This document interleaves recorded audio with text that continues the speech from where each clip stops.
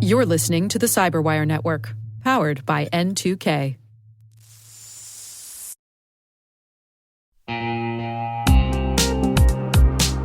Social engineering attacks look trustworthy. A routine request, an internal email, a familiar face on a call. But Doppel sees through the disguise. Their AI-native platform detects and disrupts attacks across every channel, trains employees to recognize deepfakes and deception, and investigates every phish to take down the campaign behind it. They fight relentlessly to protect your business, brand, and people. Doppel, outpacing what's next in social engineering. Learn more at Doppel.com. That's Doppel.com.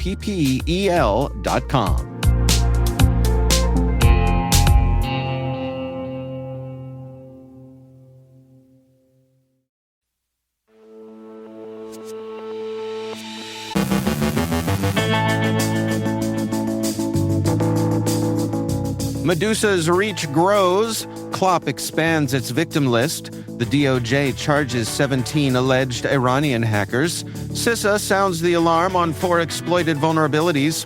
TWINLOOT hides in plain sight inside Microsoft 365. The FDA considers guardrails for AI medical devices. Maria Varmazis has the latest news from space. Expired credit cards get an unexpected second life. A disgruntled contractor heads to prison. Our guest is Brian Vecci from Varonis, discussing how AI is calling your security bluff. And highway hijinks meet high-tech hardware.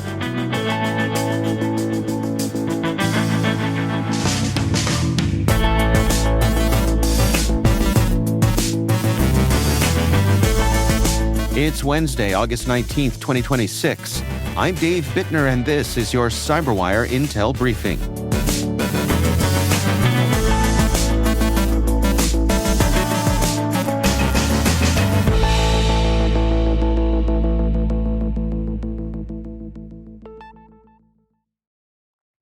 Thanks for joining us here today. It is great, as always, to have you with us.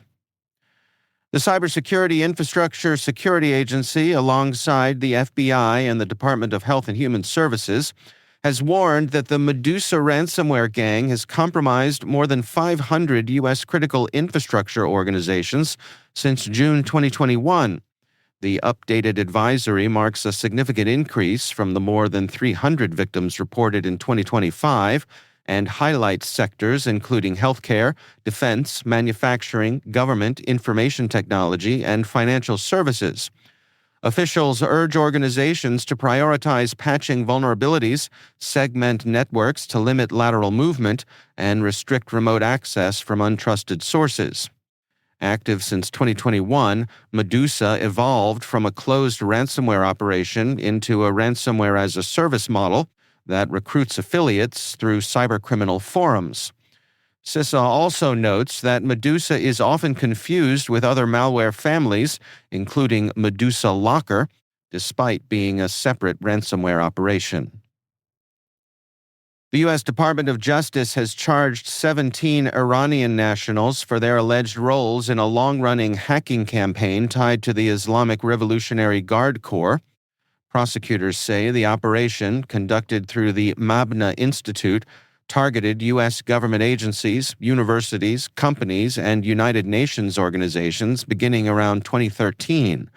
According to the indictment, the hackers compromised thousands of professor email accounts, stealing at least 31 terabytes of research, intellectual property, academic publications, and other sensitive data. The Justice Department says the stolen information was provided to the Iranian government and sold through online platforms in Iran. The State Department is offering up to $10 million for information on 5 alleged participants. Officials estimate U.S. universities spent roughly $20 million investigating and remediating the breaches, highlighting the campaign's lasting financial and security impact. The Klopp ransomware group has claimed more than 40 victims in a campaign exploiting a critical remote code execution flaw in PTC's Windchill and Flex PLM platforms. The vulnerability, first observed in active attacks earlier this year, enables unauthenticated attackers to execute arbitrary code. Security researchers say Clop affiliates deployed web shells and a custom implant capable of mapping sensitive data, decrypting credentials, and maintaining persistent access for large-scale data theft. The gang has published the names of alleged victims, including Shell, Philips, Fiserv, Zebra Technologies, Toast, and Ingersoll Rand, while listing the types and volumes of stolen data. None of the named companies has confirmed a significant breach, though several say they are investigating. The campaign mirrors Clop's previous mass extortion operations targeting widely used enterprise software vulnerabilities. CISA is urging organizations to immediately patch 4 actively exploited vulnerabilities affecting Microsoft, VMware, and Apple products.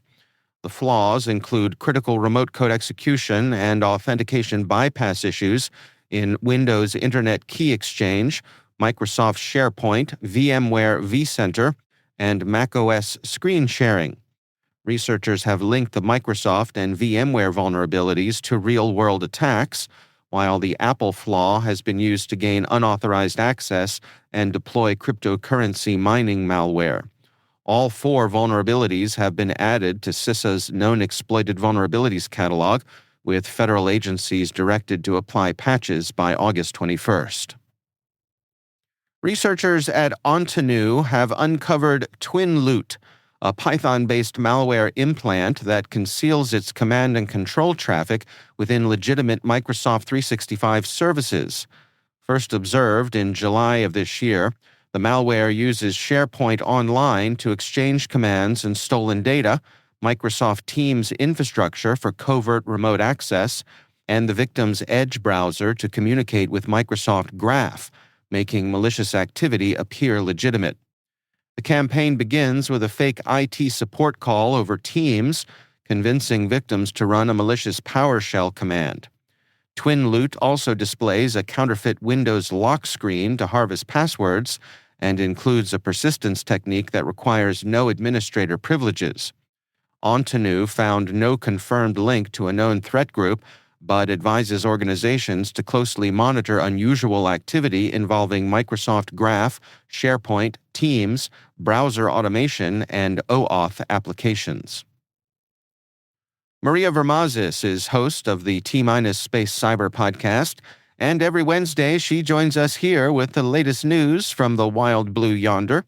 She files this report. Thank you, Dave. Last week, Ukraine struck Russia's Progress rocket and space center in Samara, which is about 900 kilometers from Ukraine's nearest border. The Samara-based space center is home to a number of Russia's main space programs, including the launch facility for Soyuz rockets that are specifically used to launch Russia's Rassvet satellite constellation. Now, it's often called Russia's alternative to Starlink. Rassvet is Russia's planned proliferated low Earth orbit communications constellation, though there are some big differences between Rassvet and Starlink, because unlike the approximately 12,000 Starlink satellites on orbit at the moment, which have been launched over a period of years at this point, Rassvet only began launching earlier this year, and having completed 2 launches so far, Rassvet is estimated to have around 32 operational satellites in its constellation. For comparison, an average Starlink launch can put around 30 satellites into orbit in one go on a Falcon 9 rocket. So, Ukraine damaging a key facility for both Rassvet production and launch is a noteworthy strategic move in disrupting Russia's space-based communications plans, just as those plans were, quite literally, getting off the ground. For the CyberWire Daily, I'm Maria Varmazis from T-Space Cyber Briefing. Back to you, Dave. That's Maria Varmazis, host of the T-Space Cyber podcast. The U.S. Food and Drug Administration is seeking public input on how to regulate generative AI-enabled medical devices, releasing a discussion paper that outlines potential clinical risks and regulatory considerations. The agency emphasizes it regulates medical devices, not generative AI software itself, and plans to apply a risk-based approach based on a device's intended use and technical characteristics. The paper raises questions about higher risk functions, such as AI systems that direct treatment decisions or emergency care, compared to those providing general information. Public comments are open through October 19th and will help shape future guidance. Industry experts note that generative AI introduces new challenges, including hallucinations, model drift, data poisoning, and expanded cybersecurity risks, requiring stronger lifecycle management and evaluation than traditional medical software. Researchers from the University of Massachusetts Amherst have demonstrated that some expired Visa contactless credit cards can still be used for payments by exploiting a weakness in the EMV contactless protocol. Presented at USNIC's Security 2026, the research shows that attackers using NFC proxy devices can alter the expiration date seen by a point-of-sale terminal because Visa's contactless implementation does not cryptographically bind that field. As a result, some payment terminals and issuing banks may authorize transactions from expired cards, depending on their validation process. The researchers found that MasterCard, American Express, and Discover resisted the attack under their tested configurations. The team disclosed the issue to Visa last year, but says neither Visa nor affected banks have confirmed whether the vulnerability has been fully addressed. A former data analyst has been sentenced to 2 years in federal prison after attempting to extort his employer using stolen company data. Cameron Curry, a contractor at Brightly Software, abused his legitimate access after learning his contract would not be renewed. Prosecutors said he created the online persona Loot and sent more than 60 emails demanding a $2.5 million cryptocurrency payment, threatening to leak sensitive corporate records and employee personal information.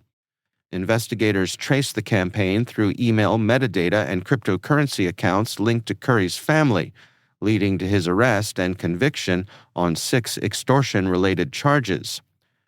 The case highlights the persistent risk posed by insider threats and underscores the importance of immediately revoking system access and closely monitoring privileged users during employee or contractor departures.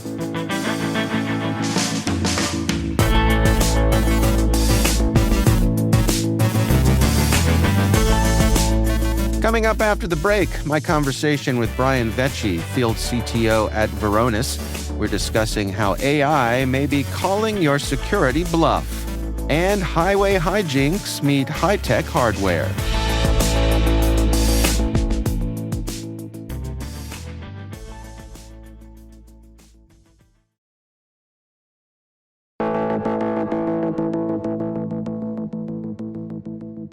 Brian Vecci is Field CTO at Varonis.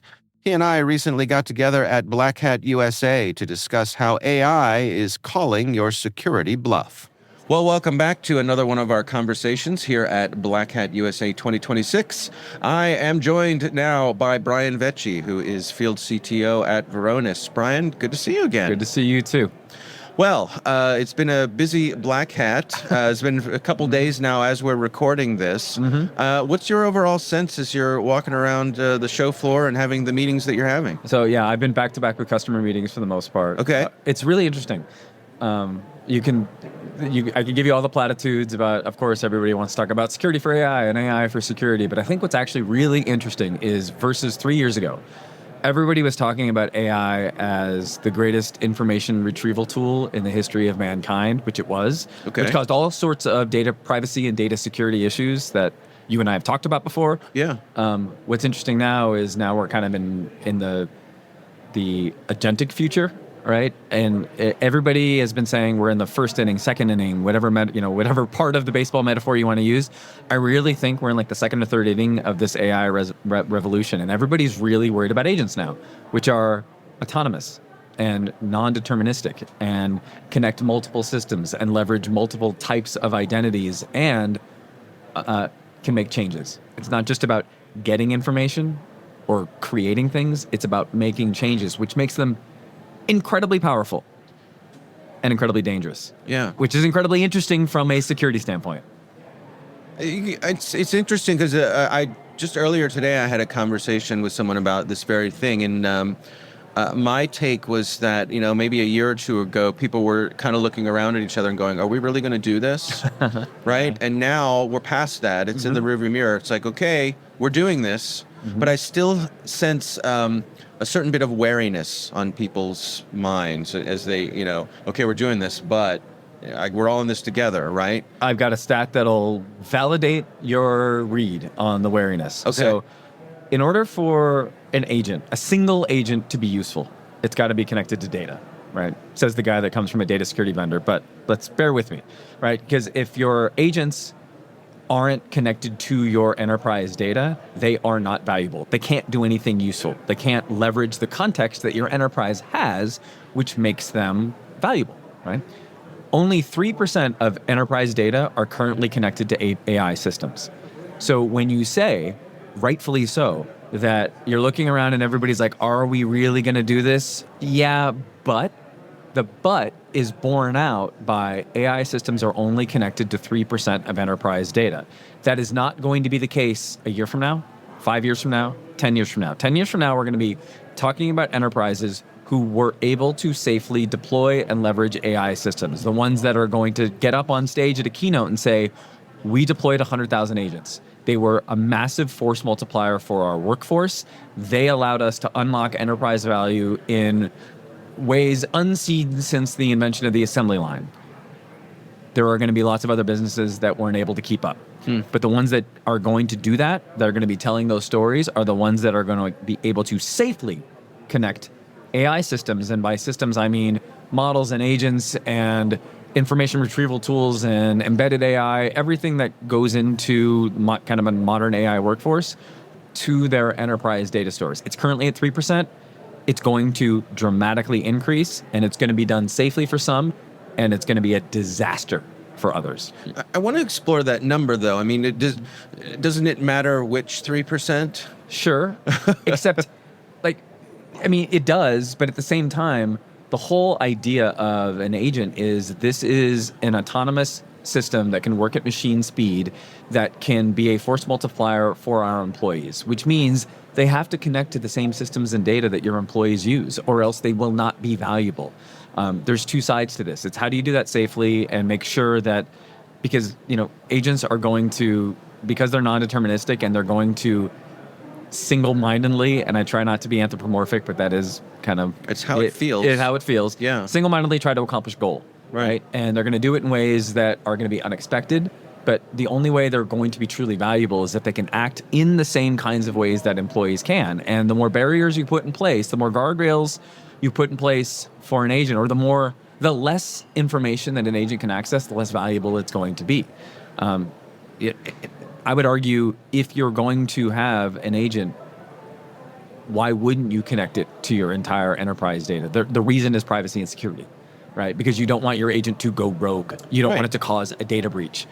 So that's the push and pull here. It's the old security trope of convenience versus security. Right, it's productivity versus security. So where are we headed in terms of having the tools and capabilities and assurances that we can pull this off? I think it's all about context. So. Agents are valuable because they have enterprise context. They know what your company is and does and how it works. And they get that from all the data that they have to access. Security is the same way. So this goes back to the conversation that we've had a couple times now about I've got security for AI. I got to put guardrails in place, but I also need AI for security. I need robots to help me control and manage and protect the robots. It's all about automation, and automation is only as good as the inputs. It's like garbage in, garbage out. I used to tell a joke when I would do a keynote, and it was the easiest joke in security, especially data security. Easiest joke to tell, always got like a nice, sensible chuckle. I can reduce all of your information security risk to zero. I can do it extremely quickly. I can do it without almost any help from you. I will write a PowerShell script that deletes all of your data. All of your risk goes to zero. That joke used to get a mild chuckle. Right. Now it gets a, wow, that's actually probable. Like an agent might do that. Right. There's that scene in Silicon Valley where like the AI goes and deletes all the code because it gets rid of all the bugs, right? So it might actually happen now. So if you're going to put automation in place to help with security, that automation needs to have the right telemetry, because telemetry is context. So when it comes to data, and that's what we're talking about here, you need to know what data you have and where it is and what's sensitive. And that's where a lot of enterprises have stopped. There's this whole category of tools, data security posture management, that really does cloud sensitivity scanning, but discovery by itself isn't security. And I think that is what people have really come to understand in the last, I'm going to say 12 to 18 months, is that if all you do is figure out where all your sensitive data is, you don't have enough context for security. What's additionally important, not really important, is additionally important is the context of, because agents leverage identities. What do these identities actually have access to? So now you need to understand access control. You also need to understand behavior. A really good example is if an agent touches something sensitive, that should trigger some sort of response. This agent should no longer be allowed to access the internet, right? If an agent touches sensitive information, don't let it go out to the internet. It gets quarantined. Yeah, it should. But I would argue, why does an agent have access to something sensitive in the first place? And I had this conversation with one of our customers a couple of days ago at the beginning of Black Hat, and what she said was, well, we don't know until the agent does something. And I think that's the wrong way to approach this. The really smart organizations, the enterprises that are getting ahead of this, are the ones that are using automation with the right telemetry, meaning they are feeding in behavior information of all identities, human and non-human identities, all accounts, including all agents. They're feeding in data classification. They're feeding in posture information, configuration information. The ability to identify a vulnerability has collapsed with Mythos. It's the easiest thing in the world now, not just CVEs, but to identify posture and other configuration vulnerabilities. But they're also feeding in access control information. And this is hard because how someone gets access to like a file in Microsoft 365 is a totally different mechanism than how someone gets access to a piece of data in an S3 bucket in an AWS environment, is totally different than how someone gets access to a record inside Salesforce. And that, just because it's hard doesn't mean you can't do it, right? So the hard work of security is going to be collecting and then using the right telemetry, which gives context to the automation that's going to help secure an agentic future, which is a very trite way of saying collect the right information so you can use it. Brian Vecci is Field CTO at Varonis. Brian, thanks so much for joining us. Thank you so much.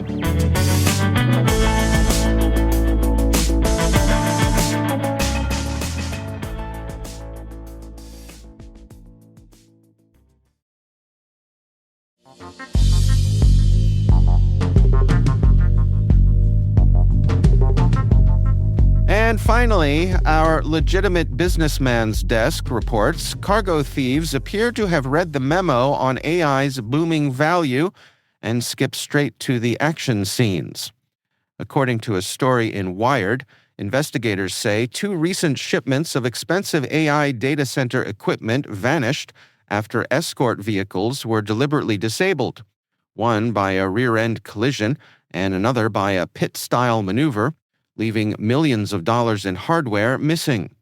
While the incidents remain under investigation, security experts say they reflect a broader shift in cargo theft. Criminals increasingly combine cyber-enabled fraud, stolen trucking identities, and compromised motor carrier registrations with old-fashioned deception and occasionally a little automotive choreography. As AI infrastructure drives demand for high-value servers, chips, and cooling equipment, freight companies are responding with stronger identity checks, GPS tracking, and license plate monitoring. For the industry, moving AI hardware now requires more than logistics. It increasingly resembles protecting a rolling vault, complete with determined adversaries and ever more creative escape plans.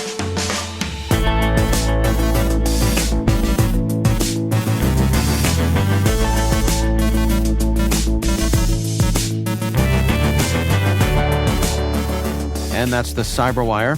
For links to all of today's stories, check out our daily briefing at thecyberwire.com. We'd love to know what you think of this podcast. Your feedback ensures we deliver the insights that keep you a step ahead in the rapidly changing world of cybersecurity. If you like our show, please share a rating and review in your favorite podcast app. Please also fill out the survey in the show notes or send an email to cyberwire@n2k.com. N2K's lead producer is Liz Stokes. We're mixed by Trey Hester with original music and sound design by Elliot Peltzman. Our contributing host is Maria Varmazis. Our executive producer is Jennifer Iben. Peter Kilpie is our publisher, and I'm Dave Bittner. Thanks for listening. We'll see you back here tomorrow.